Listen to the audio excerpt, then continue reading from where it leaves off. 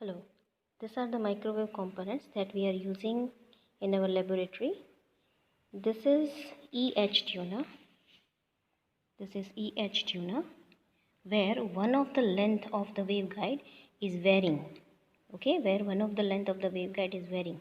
Here we can be able to apply our fourth property of S matrix. That means whenever the length of the waveguide is varying, that length is to be added with the e raised to minus j beta terms. This is H plane T, broader dimension, perpendicular H plane T. This is our E plane T. Narrow dimension, perpendicular, this is our E plane T. And this is our magic T, a combination of E and H both. Okay, this is our magic T. Then we are having a variable attenuator. This is our variable attenuator.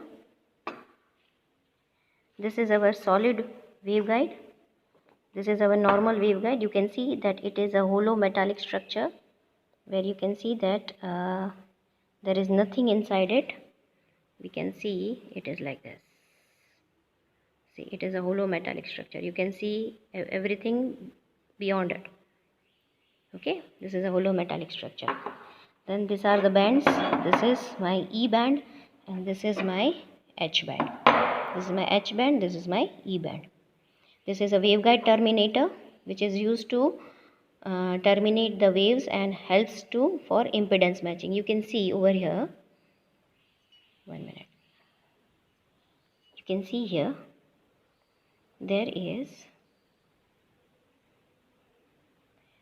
something in between it, and that is used to absorb the waves. That helps us to do not reflect the waves back. This is our waveguide terminator, or we can say that the match termination. Then these are the directional couplers. You can see this is my port number 1, port number 2, port number 4 and port number 3, which is kept closed. Back power is kept closed. So this is my directional coupler. We are having 3 directional couplers. One is 20 dB directional coupler, one is 10 dB directional coupler, and one is 6 dB directional coupler. Okay, here is no name is written on it, but it is 6 dB directional coupler. Then we are having a twist. You can see this twist. Okay, this is a twist. This is a waveguide twist which twists the signal. Then we are having a fixed attenuators like variable attenuator. This is a fixed attenuator. You can see inside this. It is a hollow metallic structure, but you will find some notch is there at the upper part. This notch helps us to find out the or to attenuate the signal. Similarly, this is another 10 dB attenuator. So there is also another notch inside it. You can see the notch. Fine, that notch is also there.